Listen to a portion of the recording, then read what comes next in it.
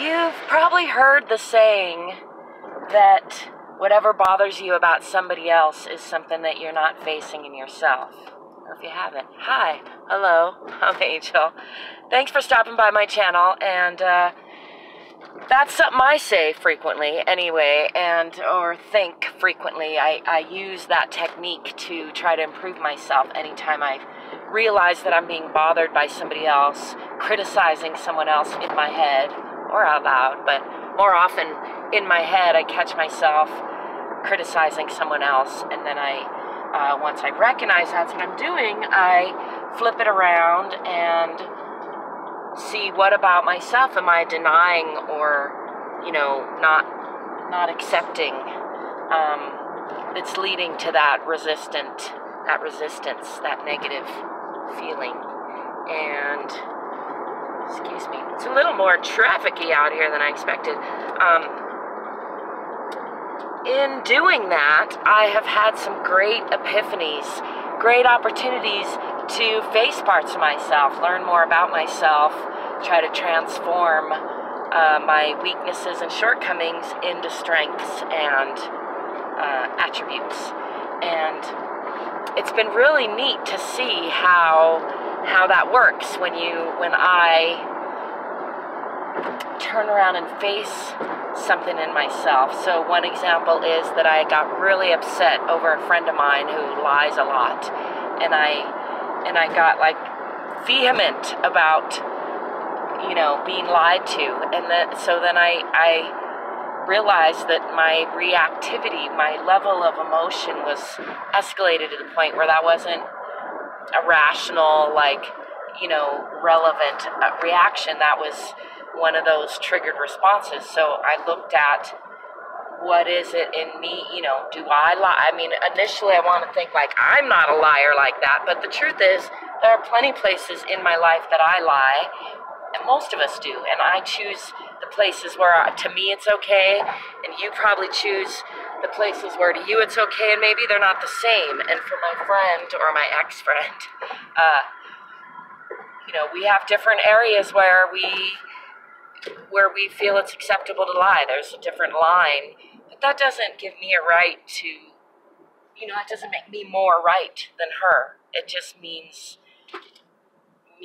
that we're not aligned as far as where we line up on that. But so it reaffirmed that I don't want to hang out with that person, and it also took away that anger, took away the bite of that, because I realized that that I was being judgmental, and that judgment was coming from not looking at myself. So that's just one example, but I think it's a good one, and I have increasingly more of them where, just like a couple days ago, I found myself criticizing another female for being kind of victim-minded, a mindset of a victim mentality, which is a very familiar place for a lot of us humans, not just females, although being a female myself, I probably run into that. Seems like I get that perspective maybe more than from the man. I have a lot of guy friends. I've been kind of what's used to be called a tomboy. I like to do a lot of things that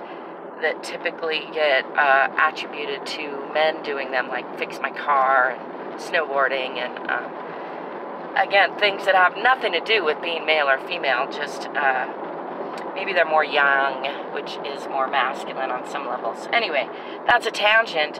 The point is that plenty of people get into that victim mindset, and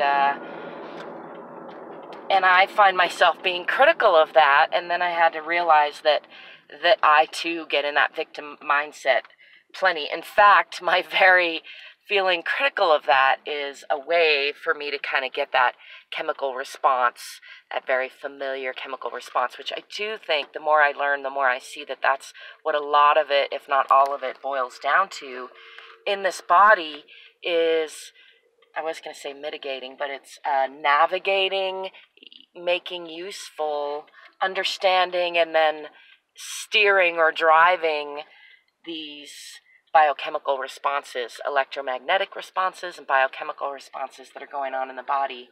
And the more I look at it through that lens, the easier it is to see how the habit of negative thinking, the habit of feeling like a victim, builds momentum over decades, maybe even lifetimes in the whole society right now.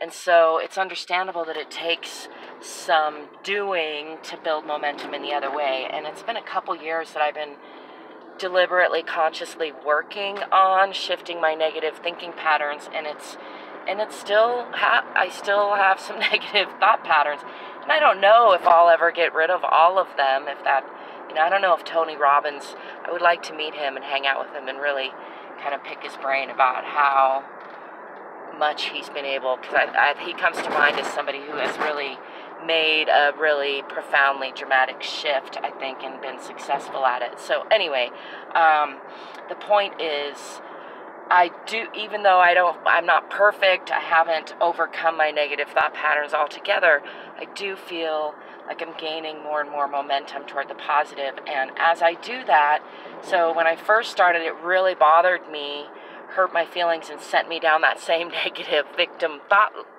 feeling loop, when my friends would criticize me for being positive and basically put me down or even attack me, telling me that they felt attacked by my positivity, that they felt I was being not genuine, and that I was being disrespectful to their pain, their suffering, I guess would be my words for it, the descriptions that I were getting, not just from one person, from several people that were relatively, people I respect and love.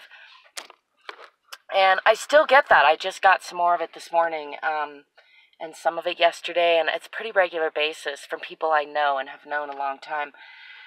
However, it sparked a little bit of that victim sense for a few minutes, but I was really able to get over it quickly and see and laugh about it and see the positive in it and see that we all get to choose.